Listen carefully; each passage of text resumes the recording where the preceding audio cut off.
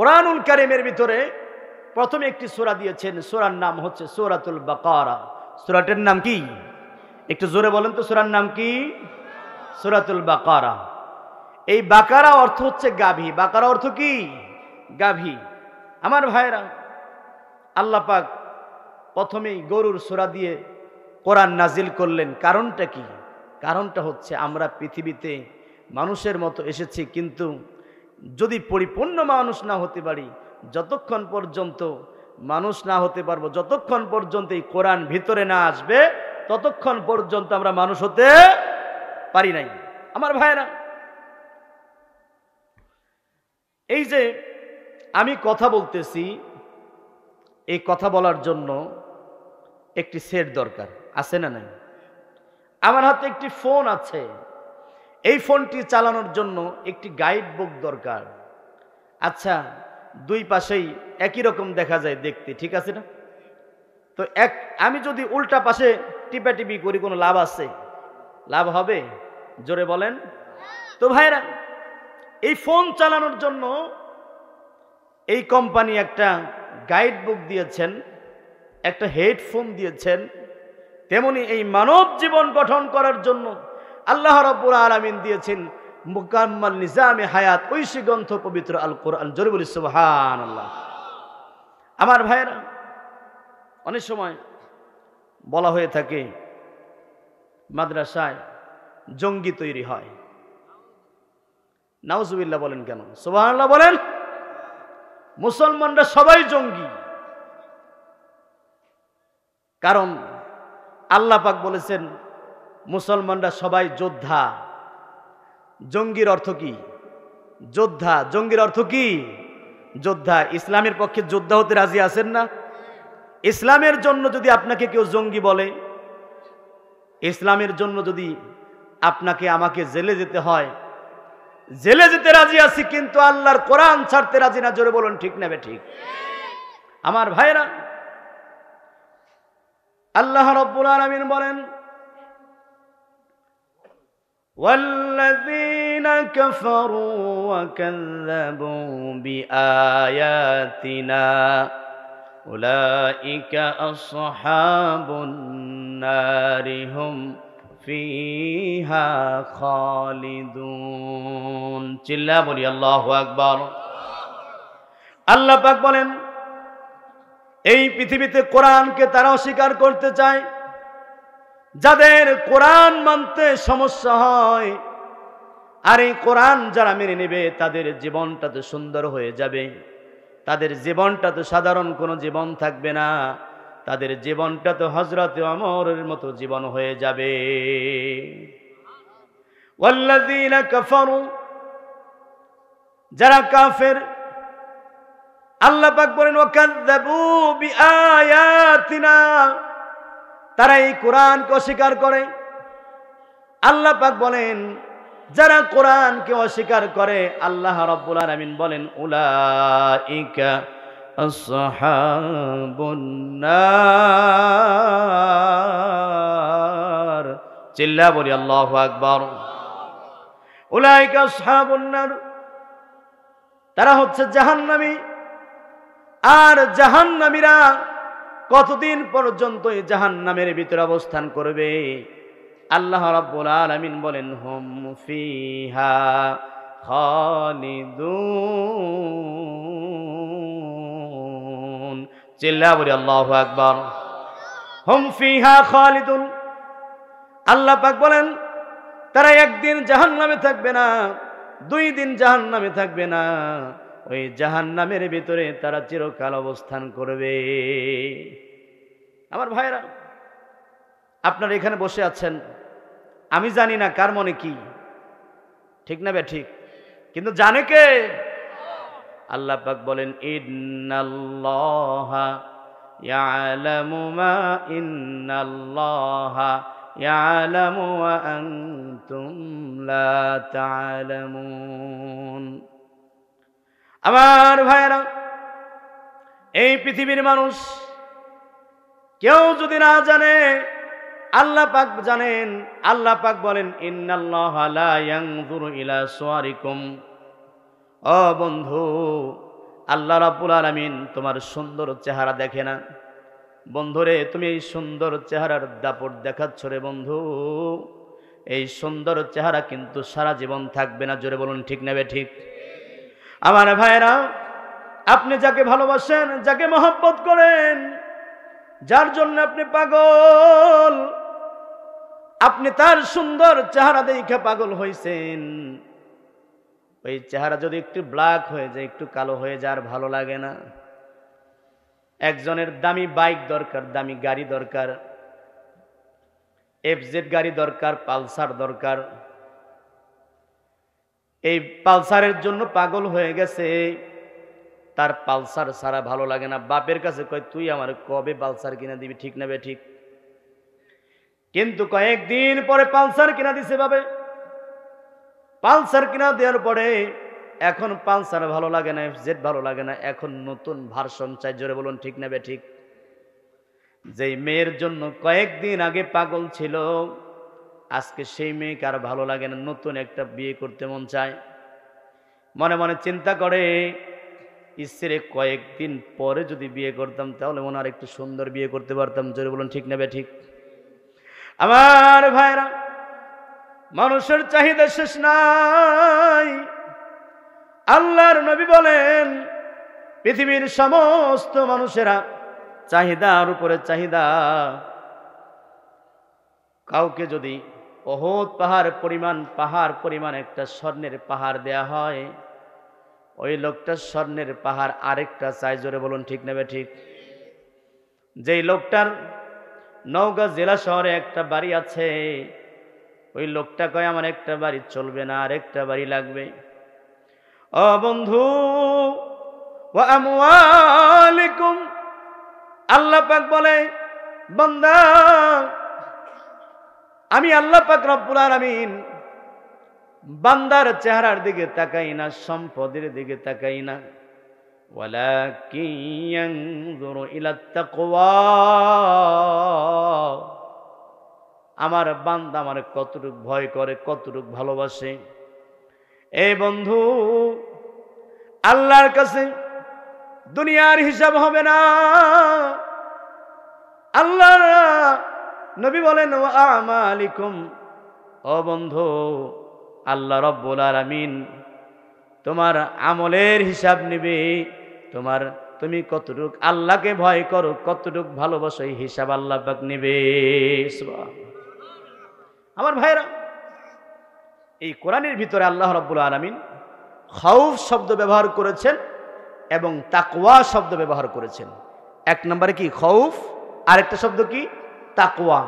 আল্লাহ পাক যত জায়গায় তাকওয়া শব্দ ইউজ করেছেন, ব্যবহার করেছেন, সমস্ত জায়গায় আল্লাহ রাব্বুল আলামিন তাকওয়া দিয়ে আল্লাহর ভয় বুঝিয়েছেন, আর খাউফ দিয়া দুনিয়ার ভয় বুঝিয়েছেন। জোরে বলেন সুবহানাল্লাহ। আমার ভাইরা, মুসলমান আজকে আল্লাহর প্রশংসা বাদ দিয়া মানুষের প্রশংসায় লিপ্ত হয়ে গেছে। মানুষের প্রশংসা করতে করতে এমন একটা পর্যায়ে চলে গেছে, সে আল্লাহর চাইতে, রাসূলের চাইতে নেতাকে বেশি ভালোবাসে। জোরে বলুন ঠিক নেবে ঠিক। আমার নেতা, অমুক নেতা, নেতার জীবন দিয়ে দেয়। ও বন্ধু, তুমি যে দলই করো না কেন, তুমি আওয়ামী লীগ করতে পারো, তুমি বিএনপি করতে পারো, তুমি জামাত ইসলাম করতে পারো, তুমি জাসদ করতে পারো, তুমি যে কোনো দল করতে পারো, কিন্তু তোমার যে কোনো দল করতে পারো, কিন্তু তোমার ইচ্ছা হলে তুমি দল পরিবর্তন করতে পারবা, কিন্তু তুমি ভুলে যাও না তুমি একজন মুসলমান। কয়েকদিন আগে এক মহিলা ভাষণ দিতেছে, বলতেছে, আমি যেন মরার সময় বঙ্গবন্ধুর নাম নিয়ে মরে যাই। নাউজুবিল্লাহ বলেন। এটা কি কোনো মুসলমানের কথা রে বাবা? বঙ্গবন্ধুকে আপনি ভালোবাসেন, ভালো কথা, আপনি জিয়াউর রহমানকে ভালোবাসেন, ভালো কথা, কিন্তু সবার আগে একজন নেতাকে ভালোবাসতে হবে। তিনার নাম কি? সাল্লাল্লাহু আলাইহি সাল্লাম। একবার সংসদে এক নেতা দাঁড়িয়ে ভাষণ দিছিল, আপনি আওয়ামী লীগ করেন, আপনি বিএনপি করেন, আপনি জামাত ইসলাম করেন, আপনি জাসদ করেন, বাসদ করেন, সেটি বড় কথা নয়। আপনি যেটা করেন আমার কোনো আপত্তি নাই, কিন্তু আমার রাসূলকে নিয়ে গালি দিলে আমার কিন্তু আপত্তি আছে। জোরে বলি সুবহানাল্লাহ। তাহলে বোঝা গেল কি, আমরা মুসলমান, আমরা যে দলই করি না কেন, এটা তো একটা জাতীয় অধিকার, গণতান্ত্রিক অধিকার। আপনি যে কোনো দল করতে পারেন, কিন্তু আপনি যখন ইসলাম থেকে খারিজ হয়ে গেলেন তখন তো আপনাকে মুসলমান বলা যায় না, যায় কি? আল্লাহ তাআলা বলেন, লাকাদ কানা লাকুম ফি রাসূলিল্লাহি উসওয়াতুন হাসানাহ। বন্ধু, এই পৃথিবীতে যাকে আদর্শ হিসাবে মানবা ওই লোকটা আর কেউ নয়, ওই লোকটা হচ্ছে আমার রাসূল। এখন যদি বলেন আওয়ামী লীগ যে পদ্ধতি পালন করে, যে সংবিধান পালন করে, এই সংবিধান দিয়ে দেশ চালাবেন। আওয়ামী লীগের সংবিধানে কি পুরা সংবিধান আছে? এটা কথা বলতে হবে, কিন্তু আমি কিন্তু ধারাবাহিকভাবে কথা বলতেছি। আওয়ামী লীগের সংবিধানে কিন্তু সব সংবিধান, সব কথা নাই। বিএনপির একটা সংবিধান আছে, একটা রুলস আছে। বিএনপি যদি ক্ষমতায় যায় তাহলে বিএনপির ভিতরে কি, বিএনপির সংবিধানে কি সব আছে? আচ্ছা ভাইরা, আপনি যদি জামাত ইসলামের সংবিধানে যান, জামাত ইসলামের সংবিধানে কি সব আছে?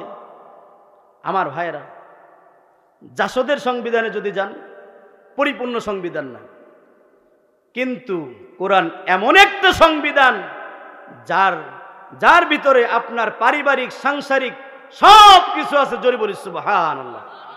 এখন আপনাদের প্রশ্ন হচ্ছে, হুজুর, এই কোরআন যদি সংবিধান হয়, এই কোরআন যদি রাষ্ট্রীয় ক্ষমতায় যায়, তাহলে আমাদেরকে কি কি শিক্ষা দিবে? বলবো? আমার ভাইয়েরা, আপনি যখন পেশাব করতে বসবেন কিভাবে বসবেন? আপনি ডান দিকে বসবেন না বাম দিকে বসবেন? পশ্চিম দিকে বসবেন না দক্ষিণ দিকে বসবেন? উত্তর দিকে বসবেন না পূর্ব দিকে বসবেন? এটা কি আওয়ামী লীগের সংবিধানে আছে? বিএনপির সংবিধানে আছে? পৃথিবীর অন্য কোনো সংবিধানে আছে? হিন্দুদের সংবিধান আছে, হিন্দুদের একটা ধর্ম আছে, ওদের কিন্তু একটা কিতাব আছে, আছে না? ওদের কিতাবে এই বিষয় আছে। আমার ভাইয়েরা,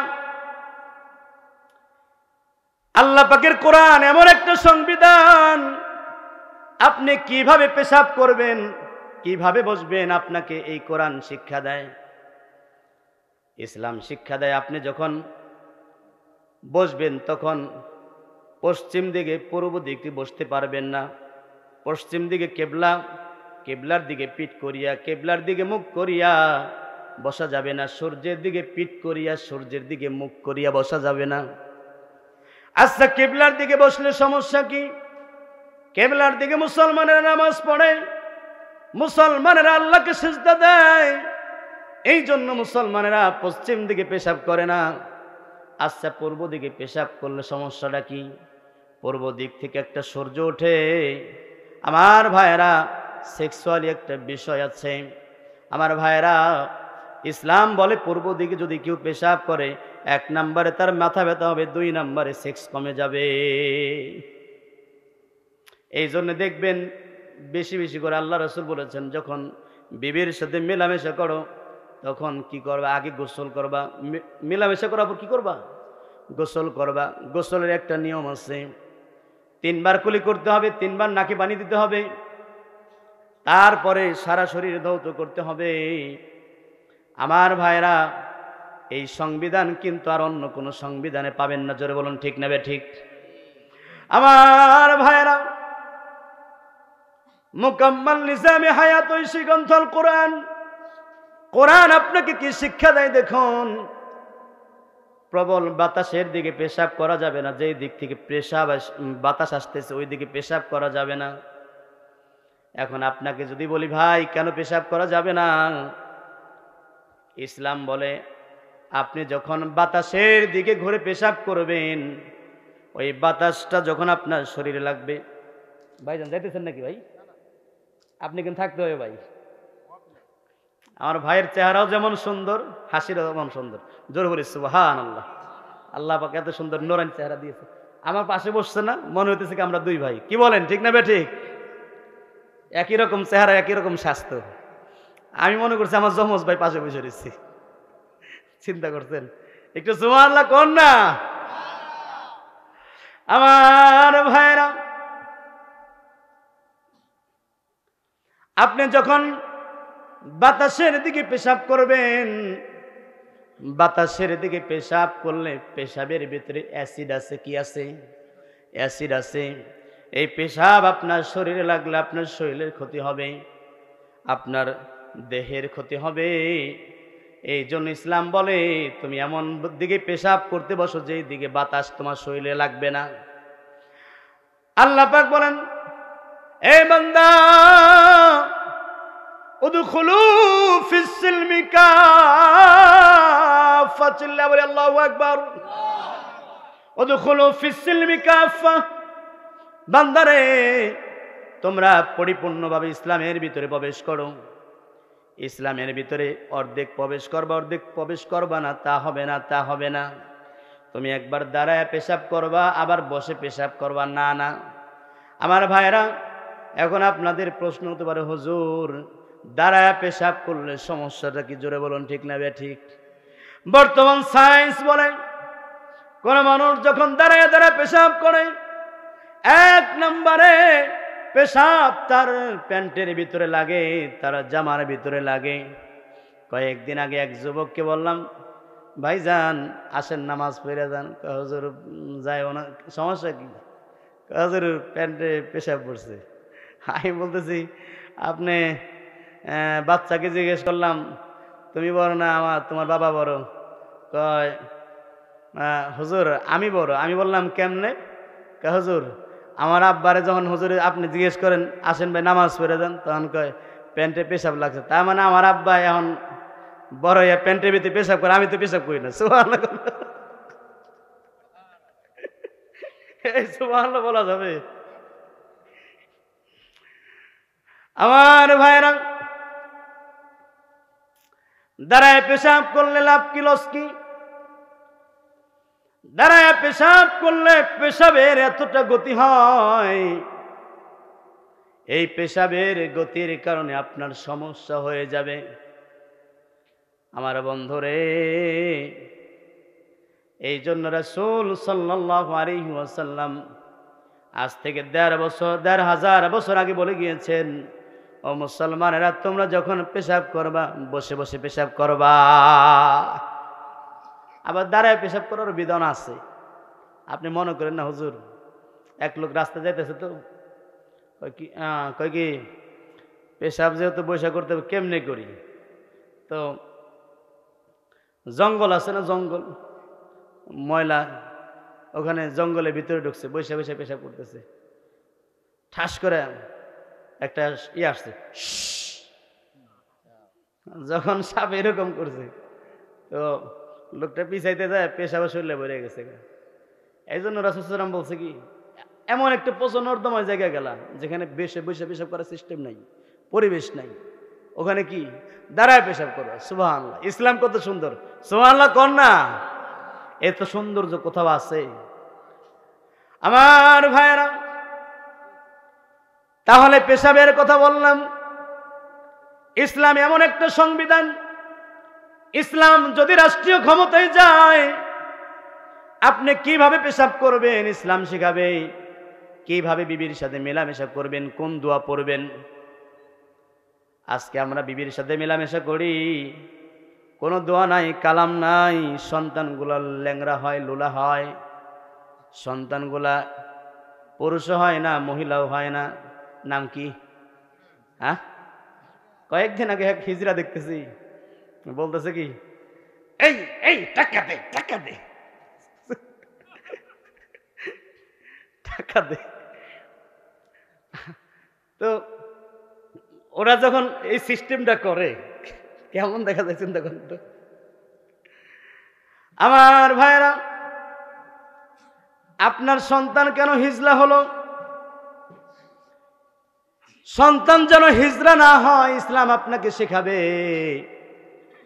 তাহলে এমন একটা সংবিধান দরকার আছে না নাই?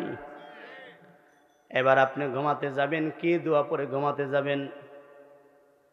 আল্লাহুম্মা বিইসমিকা আমুতু ওয়া আহইয়া। ওগো আল্লাহ, তোমার নামে মৃত্যুবরণ করলাম, আল্লাহ তুমি আমাকে জাগায়া দিও। কি সুন্দর দোয়া! দোয়া পড়ে ঘুমাইছেন, সূরা একটা মনে করেন একটা সূরা পড়তেছেন, প্রথম কি ঘুমের দোয়াটা পড়ছেন, তারপর কি জিকির করতেছেন, লা ইলাহা আল্লাহ, লা ইলাহা লা ইলাহা, সব আছে না নাই? আবার পড়তেছেন সুবহানাল্লাহ আলহামদুলিল্লাহ লা ইলাহা ইল্লাল্লাহ সুবহানাল্লাহ আলহামদুলিল্লাহ লা ইলাহা। আহারে তাইফবাসী কেমনে পাথর মারলি গায়, আহা যে পাথরের আঘাতে মোর, যে পাথরের আঘাতে মোর বিশ্ব নবীজি জ্ঞান হারায়। সুবহানাল্লাহ আলহামদুলিল্লাহ লা ইলাহা ইল্লাল্লাহ সুবহানাল্লাহ আলহামদুলিল্লাহ লা ইলাহা। আপনি ঘুম থেকে উঠছেন, ঘুম থেকে এই যে এতক্ষণ পর্যন্ত ঘুমিয়েছেন, এই সমস্ত ঘুমটুকুন আল্লাহ পাক রব্বুল আলামিন আপনার আমল নামায় সওয়াব যোগ করে দিয়েছে। জরুরি সুবহানাল্লাহ। আপনি ঘুম থেকে পড়েছেন, যখন উঠে গিয়েছেন তখন আল্লাহকে বলতেছেন আলহামদুলিল্লাহিল্লাযী আহইয়ানা বা'দামা আমাতানা ওয়া ইলাইহিন নুশুর। ও বন্ধু, কেমন একটা ইসলাম আমরা পেয়েছি! এই ইসলাম কোথায় পাবে বলো? আল্লাহ রাব্বুল আলামিন বলেন, ও দুনিয়ার মানুষেরা তোমরা যদি সারা জীবন ভরে আমি আল্লাহ পাকের প্রশংসা করো, আমি আল্লাহ পাকের প্রশংসা লেখে তোমরা শেষ করতে পারবা না। সুবহানাল্লাহ।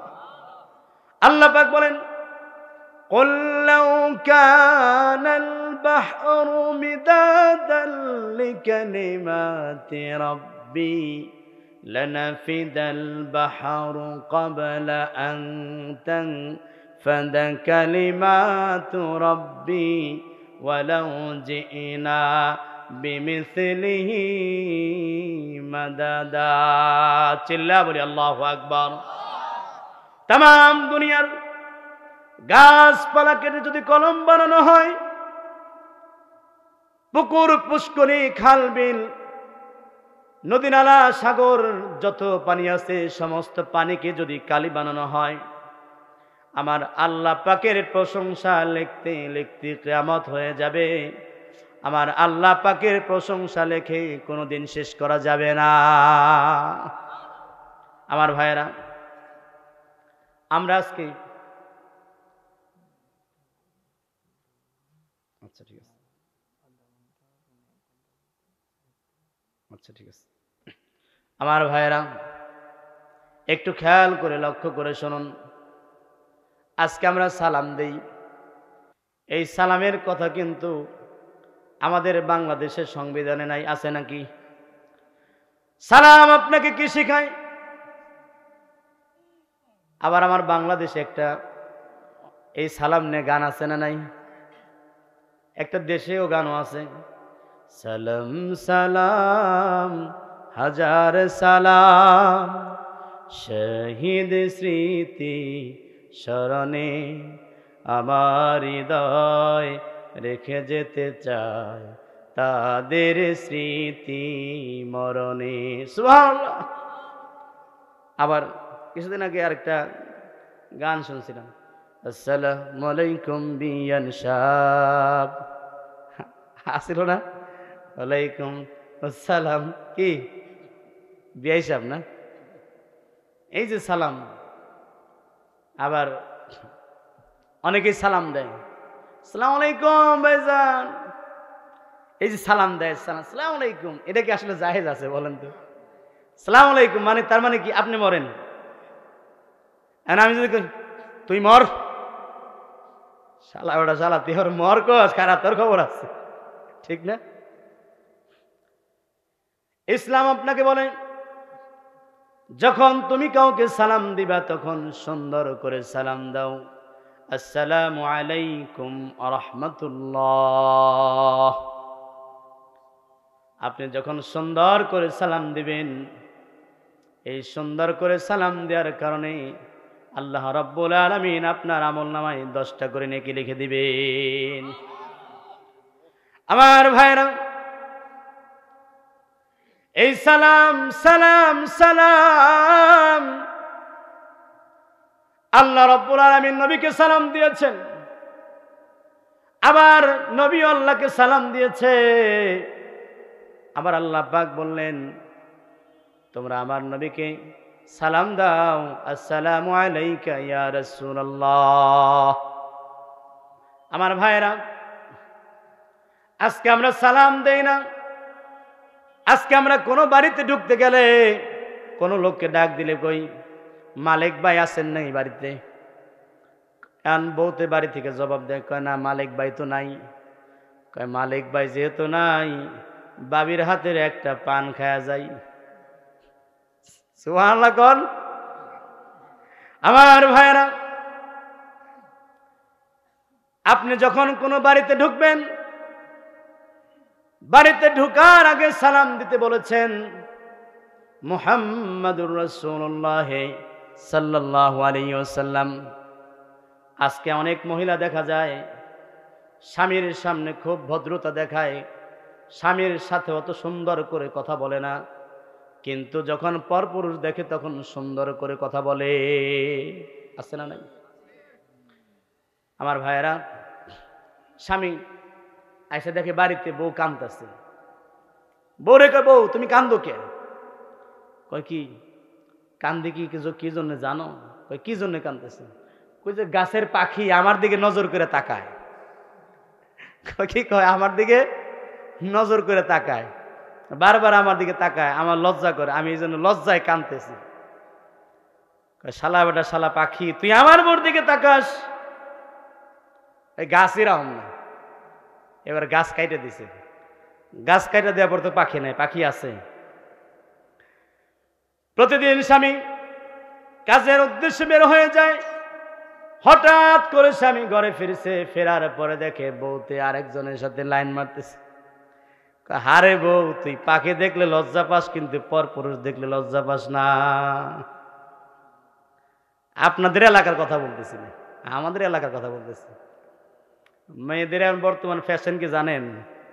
মানে ওড়নাটা আগে নিত এই জায়গায়, মাথায় নিত এইভাবে করে, মাথায় এইভাবে করে নিত।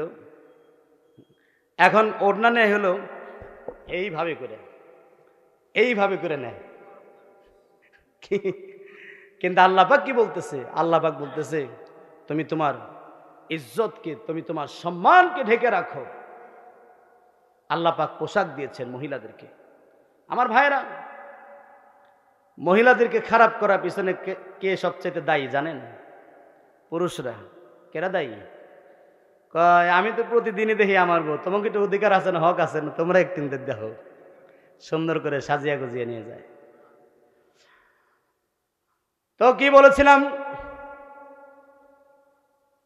কোন বাড়ির সামনে যদি যান, কোন বাড়ির ভিতরে যদি ঢুকেন, ঢোকার আগেই আপনাকে সালাম দিতে হবে, আসসালামু আলাইকা ইয়া আহলাল বাইত। ও বাড়ির লোকেরা, তোমরা কি সজাগ আছো নাকি? দরজা খোলো। বন্ধুরে দেখেন ইসলাম কত সুন্দর, কত সুন্দর। ইসলাম আপনাকে সালাম দেওয়া শিখিয়েছে, আপনার জন্য সব সময় দোয়া করতেছে। আমিরুল মুমিনিন খলিফাতুল মুসলিমিন তিনি যখন রাষ্ট্রনায়ক ছিলেন, হযরতে ওমর রাদিয়াল্লাহু তাআলা আনহু, হযরতে ওমর রাদিয়াল্লাহু তাআলা আনহু রাতের বেলা বিবির হক আদায় করলেন। হক আদায় করার পরে বিবিকে বলছেন, বিবি রে, আমার হাতের তরবারিটা দাও। বিবি বলছেন, স্বামী আপনি এত রাতে কোথায় যাবেন? স্বামী বলতেছেন, বিবি এতক্ষণ তোমার হক আমি আদায় করেছি, কিন্তু আমি এই রাষ্ট্রের সেনাপ্রধান, আমি এই রাষ্ট্রের রাষ্ট্রপতি। বিবিরে, আমার জনগণের একটা হক আছে। এখন তো বর্তমান জনগণ রাস্তাঘাটে না খায়া মরে, জিনিসের দাম যেটা বেড়ে যায় সেটা আর কমে না। আর হযরতে ওমর ফারুক রাদিয়াল্লাহু তাআলা আনহুর সময়ে তিনি এমন একজন নেতা ছিলেন, তিনি বলতেন, আমার সময়ে যদি ফোরাদের তীরে একটি কুকুর না খেয়ে মারা যায়, আমি হযরতে ওমরকে আল্লাহ পাকের কাঠগড়ায় দাঁড়াতে হবে।